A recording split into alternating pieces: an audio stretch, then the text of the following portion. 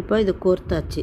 இந்த கோர்த்து இப்போ வந்து நாட் பண்ணலாம். டபுள் நாட் போட்டுருங்க முதல்ல. அதுக்கப்புறமா இன்னொரு நாட் போட்டு டைட் பண்ணிவிடுங்க. இப்போ இது வந்து கோர்த்து முடிச்சாச்சு பாருங்கள். கோர்த்தாச்சு. இதை வந்து நம்ம இந்த எக்ஸஸாக இருக்கிறதெல்லாம் கட் பண்ணிடலாம்.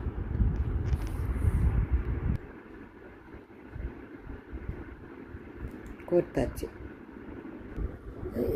இது சாமை வந்து கோர்த்து வச்சுருக்கோம். இப்போ அதில் நம்ம அட்டாச் பண்ணிடலாம்.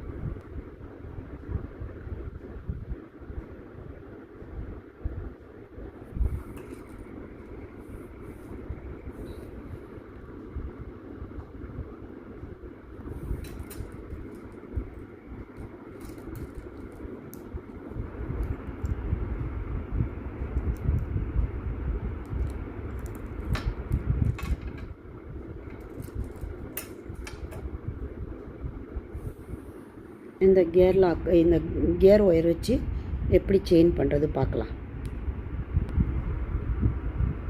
இந்த மாதிரி செயின் பண்ணியாச்சு.